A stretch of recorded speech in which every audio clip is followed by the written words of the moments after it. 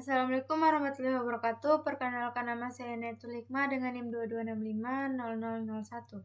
Di sini saya akan mereview materi ke-6 yaitu Project Time Management. Pertama, pentingnya jadwal proyek. Menyelesaikan proyek tepat waktu sebagai salah satu tantangan terbesar mereka. Pada sebuah proyek, waktu memiliki fleksibilitas yang paling sedikit. Masalah jadwal adalah alasan utama bagi benturan dalam proyek, khususnya dalam pertengahan kedua proyek. Gaya kerja individu dan perbedaan budaya penyebab konflik jadwal. Satu dimensi dari tipe indikator Myers-Briggs berfokus pada sikap masyarakat terhadap struktur dan batas waktu. Sebagian orang memilih untuk mengikuti jadwal dan memenuhi tenggat waktu, sementara yang lainnya tidak. Perbedaan budaya mengakibatkan perbedaan sikap tentang jadwal. Media snapshot. Berbeda dengan Olimpiade musim dingin 2002, perencanaan dan penjadwalan sangat berbeda untuk Olimpiade musim panas 2004 yang diselenggarakan di Athena, Yunani. Banyak artikel yang ditulis sebelum upacara pembukaan memprediksi bahwa fasilitas tidak akan siap pada waktunya. Banyak orang sangat terkejut dengan upacara pembukaan yang menakjubkan, bangunan baru yang indah, keamanan, dan sistem transportasi di Athena sangat luar biasa. Orang-orang Yunani bahkan membuat senang para kritikus dengan berpura-pura para pekerja konstruksi masih bekerja pada saat upacara dimulai. Manajemen waktu proyek. Perencanaan pengelolaan jadwal menentukan kebijakan, prosedur, dan dokumentasi yang akan digunakan untuk perencanaan, pelaksanaan, dan pengendalian jadwal proyek. Mendefinisikan kegiatan, mengidentifikasi kegiatan khusus bahwa anggota tim proyek dan stakeholder harus melakukan untuk menghasilkan deliverable proyek. Aktivitas sequencing, mengidentifikasi dan mendokumentasikan hubungan antara kegiatan proyek. Estimasi sumber daya, memperkirakan berapa banyak sumber daya tim proyek sebaiknya digunakan untuk melakukan kegiatan proyek. Kemudian memperkirakan jangka waktu kegiatan, memperkirakan jumlah periode kerja yang dibutuhkan untuk menyelesaikan kegiatan, membangun jadwal, menganalisis urutan kegiatan, estimasi sumber daya, dan perkiraan durasi kegiatan untuk membuat jadwal proyek, dan mengontrol jadwal. Planning Schedule Management. Tim proyek menggunakan pertimbangan ahli, teknis analisis, dan rapat untuk mengembangkan rencana pengelolaan jadwal. Sebuah rencana pengelolaan jadwal meliputi pengembangan model jadwal proyek, metodologi penjadwalan, tingkat akurasi dan satuan ukuran, ambang batas kendali, aturan pengukuran kinerja, format pelaporan, dan deskripsi proses. Mendefinisikan aktivitas. Suatu aktivitas atau tugas adalah elemen kerja biasanya ditemukan pada WBS yang memiliki durasi, biaya, dan kebutuhan sumber daya yang diharapkan. Definisi aktivitas melibatkan pembuatan WBS yang lebih rinci beserta penjelasannya untuk memahami sebuah pekerjaan yang harus dilakukan sehingga kita dapat membuat perkiraan biaya dan durasi yang realistis. Daftar aktivitas dan atribut. Activity list berupa tabulasi kegiatan yang harus dimasukkan pada jadwal proyek, yaitu nama aktivitas, nomor atau identifier kegiatan, dan deskripsi singkat aktivitas. Atribut aktivitas memberikan informasi lebih lanjut seperti pendahulunya, penerus, hubungan logis, kebutuhan sumber daya, kendala tanggal, dan asumsi yang berkaitan dengan kegiatan. Milestones adalah peristiwa penting yang biasanya tidak memiliki durasi, sering membutuhkan beberapa kegiatan dan pekerjaan untuk menyelesaikan milestone. Milestone merupakan alat yang berguna untuk menetapkan jadwal dan tujuan memantau kemajuan. Sequencing activities mengkaji ulang aktivitas dan menentukan dependensi. Sebuah ketergantungan atau hubungan adalah urutan kegiatan proyek atau tugas. Kita harus menentukan dependensi untuk menggunakan analisis. 3 tipe dependencies. Yang pertama, mandatory dependency.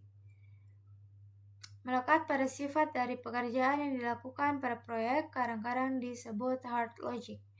Kedua, discretionary dependencies didefinisikan oleh tim proyek, kadang-kadang disebut soft logic, dan harus digunakan dengan hati-hati karena mereka dapat membatasi pilihan penjadwalan kelak. Ketiga, external dependencies melibatkan hubungan antara kegiatan proyek dan non-proyek. Selanjutnya, network diagrams. Network diagrams adalah teknik yang lebih disukai untuk menunjukkan aktivitas sequencing. Network diagram adalah tampilan skematis dari relasi logis antara atau urutan aktivitas proyek. Arrow Diagramming Method atau ADM sering kali disebut Activity on Arrow atau AOA Network Diagrams. Aktivitas digambarkan dengan panah.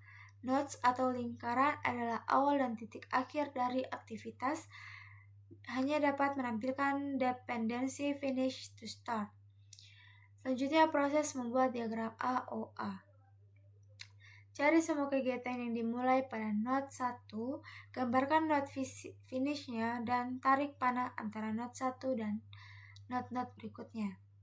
Masukkan nama dan durasi estimasi kegiatan pada panah yang sesuai. Menggambarkan diagram network dari kiri ke kanan. Carilah burst dan gabungkan. Burst terjadi ketika sebuah node tunggal diikuti oleh 2 atau lebih aktivitas. Sebuah penggabungan terjadi ketika 2 atau lebih node mengawali node tunggal. Lanjutkan menggambar network diagram proyek sampai semua aktivitas pada diagram memiliki dependensi. Sebagai aturan praktis, semua panah harus menghadapi ke arah kanan, dan sebaiknya tidak ada panah yang memotong network diagram AOA. Precedence Diagramming Method atau PDM. Aktivitas digambarkan dengan kotak. Panah menggambarkan relasi antar aktivitas, lebih populer daripada metode ADM dan digunakan oleh perangkat lunak manajemen proyek. Lebih baik dalam menampilkan berbagai jenis dependensi. Estimasi resource kegiatan. Sebelum memperkirakan durasi kegiatan, kita harus memiliki gagasan yang bagus tentang jumlah dan jenis sumber daya yang akan ditugaskan untuk setiap kegiatan, sumber daya manusia, peralatan, dan material. Mempertimbangkan isu-isu penting dalam mengestimasi sumber daya.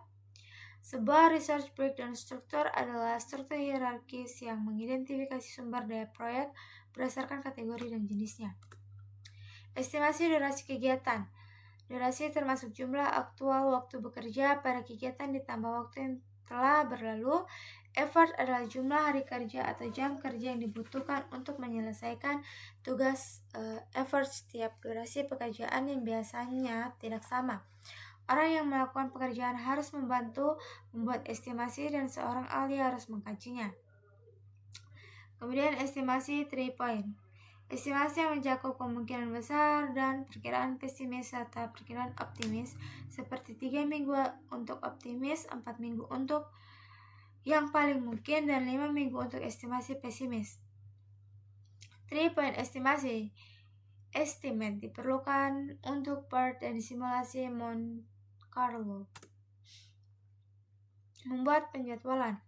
Menggunakan hasil dari proses manajemen waktu lain untuk menentukan tanggal awal dan akhir proyek.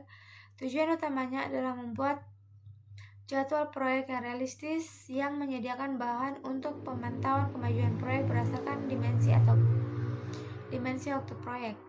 Tools dan teknik penting diantaranya adalah Gantt chart, analisis critical path, dan penjadwalan critical chain dan analisis path.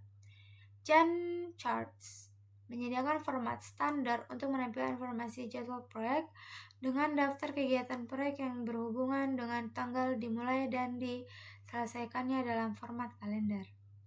Simbol yang digunakan yaitu diamond hitam, batang hitam tebal, batang tipis horizontal, dan panah. Mungkin itu saja yang dapat saya sampaikan. Bila ada salah kata dan kurangnya mohon dimaafkan. Wabillahi taufiq wal hidayah. Wassalamualaikum warahmatullahi wabarakatuh.